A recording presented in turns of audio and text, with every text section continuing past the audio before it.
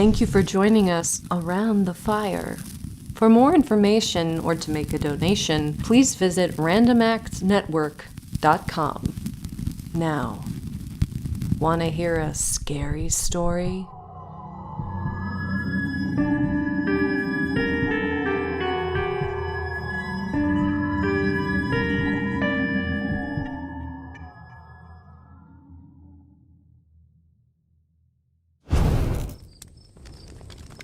What good would Walter be? He can't help row the gondola, said Angela. We were talking over our planned visit to Podolo the next day. And what will he say? I asked. If he comes back from his business and finds no wife to welcome him. On the contrary, said Walter. I've often wished such a thing might happen. And so, after much discussion with this lately married, charming, devoted couple, we agreed that Podolo should be the goal for tomorrow's picnic. I felt rather silly, for everything I had said about Podolo was merely conversational exaggeration, meant to whet their curiosity like a newspaper headline. And I knew that when Angela actually saw the dull little island, its stony and inhospitable shore littered with broken bottles and empty tins, she would think what a fool I was. So I took back everything I said, called my own bluff, as it were, and explained that I avoided Podolo only because of its location. It was 4 miles from Venice, and if a boisterous wind picked up, as it sometimes did without warning, we should find getting home to be difficult. Next morning, in brilliant sunshine, Walter gulped down his breakfast and started for the station. I stood on the balcony watching his departure. It seemed hard that he should have to spend 6 hours in a stuffy train. Podolo, I must say, was looking its best. Green, flowery, almost welcoming. We cast an anchor a few feet from the stony shore. Suddenly, Angela exclaimed, "Why, there's a cat!" Sure enough, there was. A little cat, hardly more than a kitten, very thin and scraggly, standing on the weedy stones at the water's edge. It was a pitiful sight. Oh, it smelt of food. It's probably starving. The poor beast, cried Mario, the gondolier. Its owners did not want it. It's been put here on purpose. The idea that the cat had been left to starve caused him no great concern, but shocked Angela profoundly. How abominable! We must take it something to eat at once. I thought we might wait till the meal was over. The cat would not die before our eyes, but Angela could handle no delay, and the gondola was turned to land. Meanwhile, the poor thing meowed regularly, though it had retreated and was almost invisible, a thin wisp of tabby fur against the parched stems of the outermost grasses. Angela filled her hand with chicken bones and stepped delicately onto the slippery boulders. If I can catch it, we'll take it to Venice. Left here, it'll certainly starve. I watched her approach the cat. It ran away, but only a few yards. She threw a bit of food, and it came nearer. Another, and it came nearer still. It grew less suspicious. Its tail rose in the air, and it came right up to Angela's feet. She pounced, but the cat slipped through her hands like water. Again, hunger overpowered mistrust. Back it came. Once more, Angela made a grab at it. Once more, the cat eluded her. But the third time she was successful. She got hold of its leg. It wriggled and squirmed and fought and made the angriest, wickedest sound I ever heard.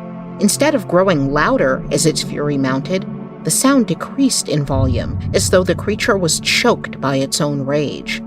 The spitting died off into the thin ghost of a snarl, hardly more audible than the hiss of air from a punctured tire.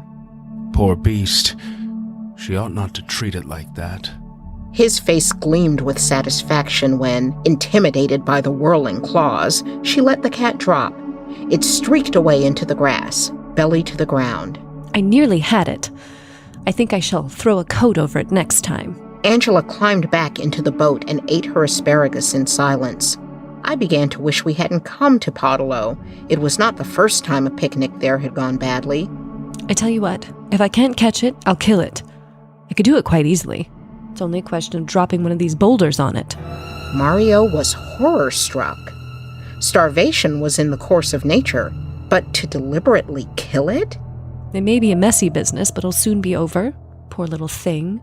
Such a horrible life. But we don't know that, I urged.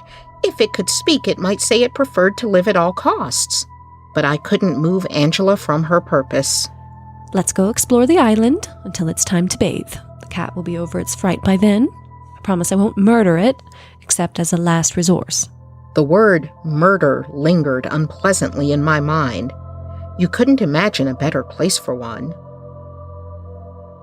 The water was so warm one hardly felt the shock of going in. The only drawback was the mud, which clung to Angela's white bathing shoes. Nasty, sticky stuff. A little wind had got up, but the grassy rampart sheltered us. We leaned against it and smoked. Suddenly I noticed it was past 5. "We ought to go soon," I said. "We promised to meet Walter's train." All right, said Angela. just let me have a go at the cat first. We'll put the food out and watch. There was no need to watch, for the cat appeared at once. Angela and I stole up behind it, but I inadvertently kicked a stone and the cat was off like a flash. Angela looked at me reproachfully. I retreated a few yards, but the cat, no doubt scenting a trap, refused to come out. Angela threw herself on the pavement. I can see it. Give me 3 minutes and I'll catch it. 3 minutes passed. I felt concerned for Angela, her lovely hair floating over the dark hole, her face as much as one could see of it a little red. The air was getting chilly. "Look here," I said. "I'll wait for you in the gondola. When you've caught it, give a shout and I'll have the boat brought to land."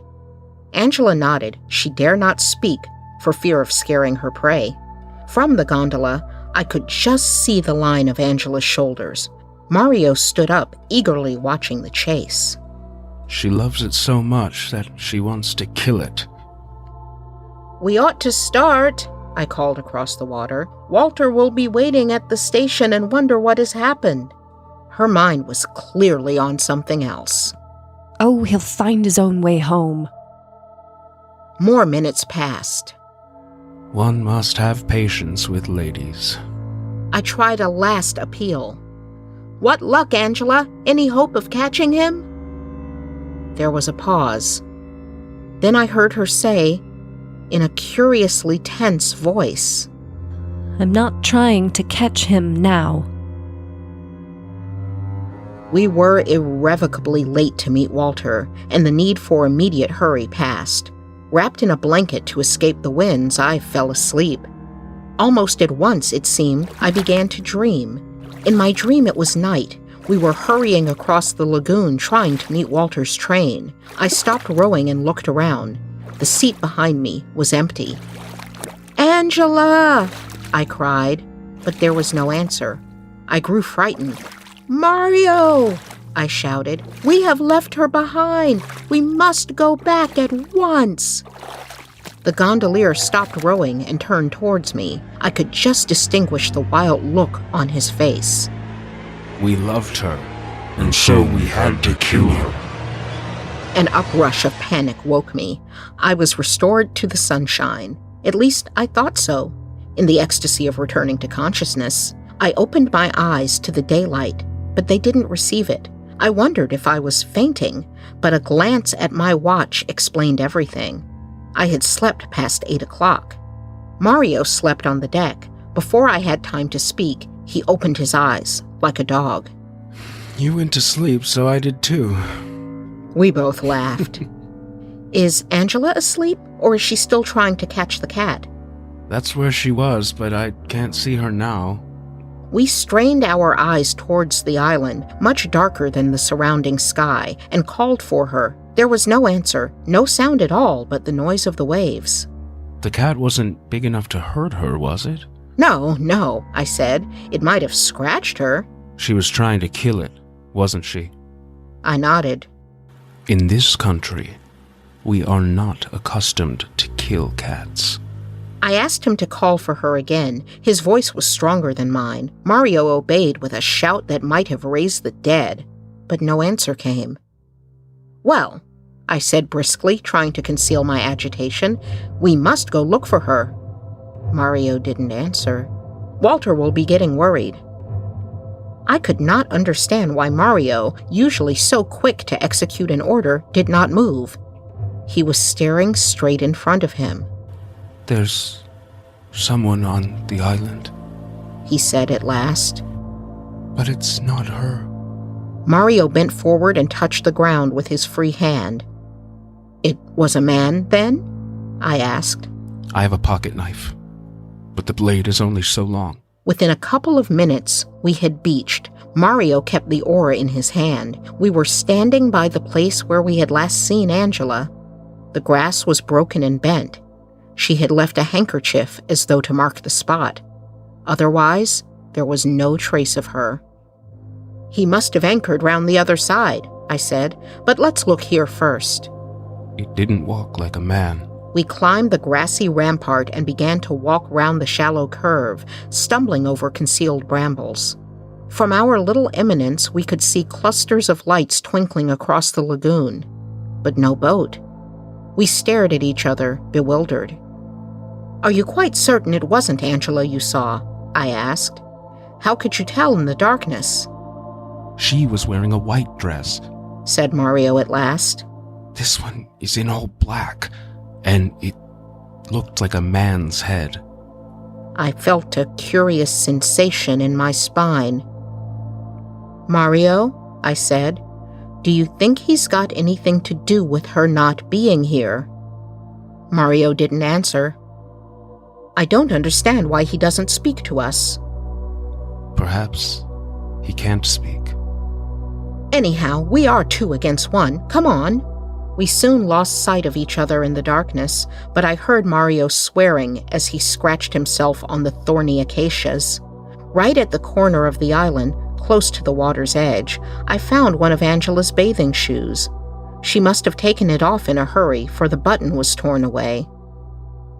A little later, I made a rather grisly discovery. It was the cat, dead, with its head crushed.